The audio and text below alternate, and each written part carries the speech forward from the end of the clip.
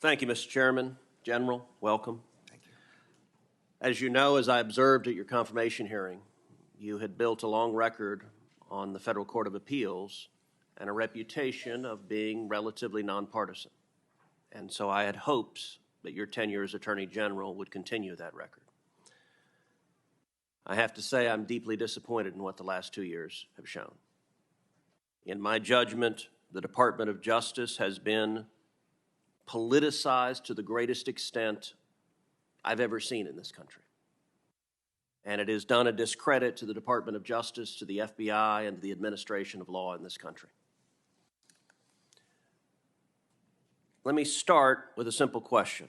General Garland, is it a federal crime to protest outside of a judge's home with the intent of influencing that judge as to a pending case? The answer to that is yes, but I also want to at least respond to your characterization of the department, which Sure. I vigorously disagree with. I believe the men and women of the department pursue their work every single day in a nonpartisan and appropriate General way. Garland, there are thousands of men and women who do that, and I'll tell you, I hear from prosecutors at the Department of Justice, I hear from agents at the FBI who are angry that it is treated as the enforcement arm for the DNC instead of upholding the law in a fair and even-handed manner. So you are right.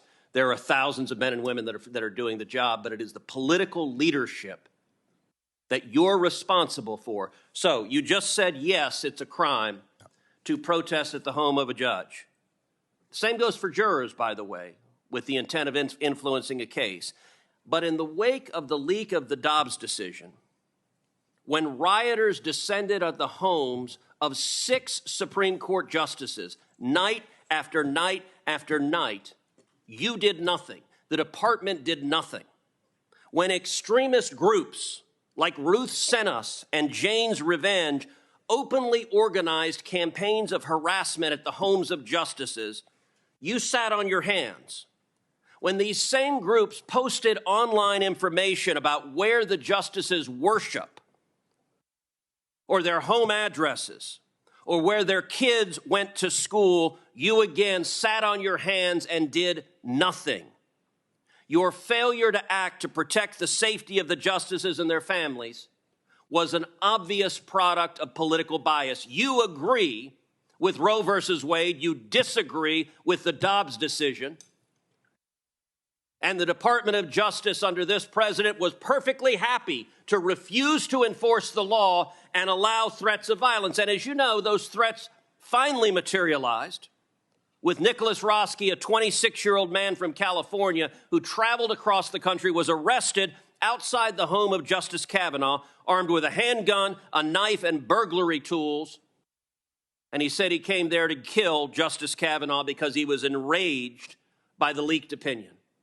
Now, of course, you're prosecuting that individual for attempted murder, but did you bring even a single case to enforce this law, or did the Department of Justice decide this law doesn't apply if it's harassing justices for an opinion we don't like?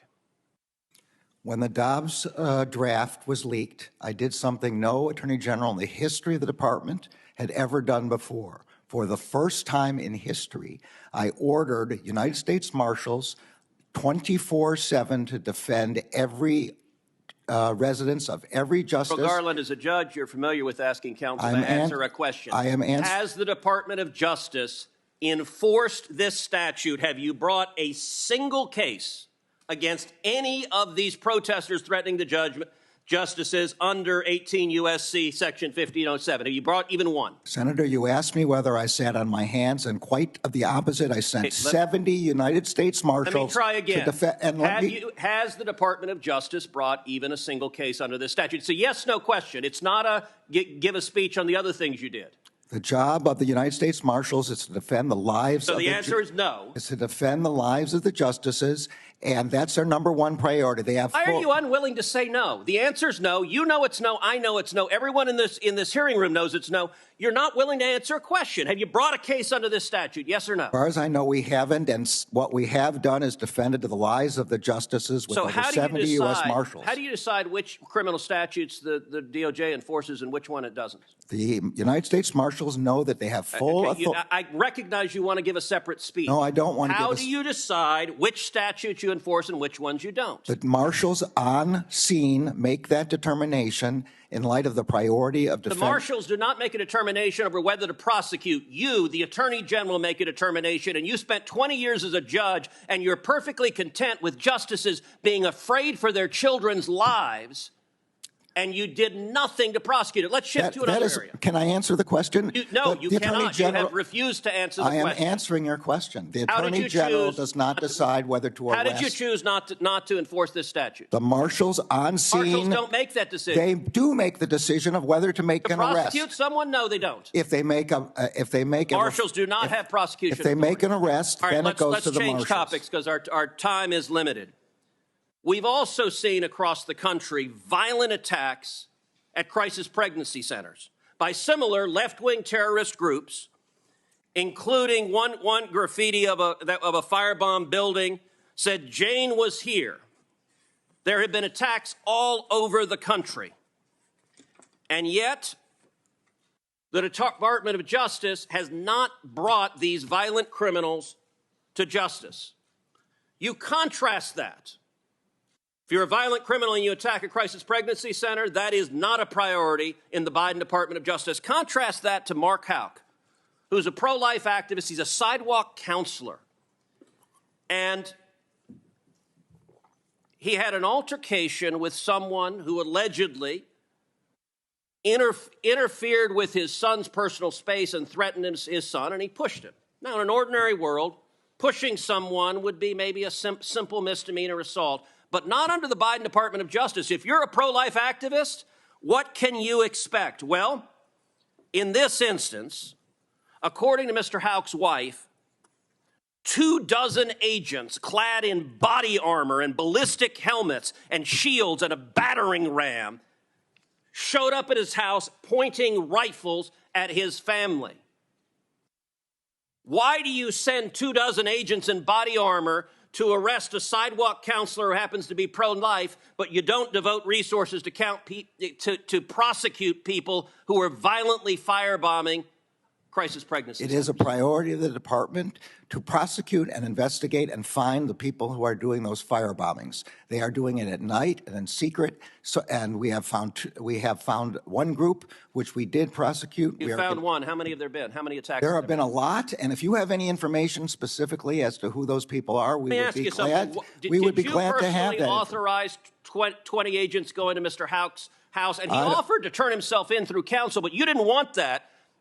The Department of Justice wanted to make a show of it. Did you personally authorize it? And do you want to apologize to Mrs. Houck and her 7 children for being terrorized? The decisions about how to do that are made at the level of the FBI agents on scene. Did you know about it?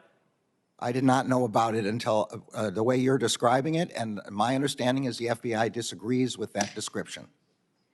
Was it a mistake? Senator's time has expired. I'm going to allow the witness to respond to any of the questions that were asked. Was it a mistake? I'm going to chair the committee, Senator. I'm sorry you're not. You said you'd allow him to respond. I repeated the question I asked, which is, was it a mistake to send 20 agents to arrest him at the crack of dawn? You had your time and more You just said you're going to allow him to respond. You just said, I'm going to allow him to respond to the question, so I repeated the question. Was it a mistake? That was the pending question. You want to ask, I'll ask the questions I want. That's the question I had already asked. Well, you just said you'd let him respond. I'm going to let him respond right now. Please don't interrupt him. Thank you. The decisions about how to do tactical arrests are made by the FBI agents in the field. The FBI has publicly stated that it disagrees with the description you gave of what happened in that example.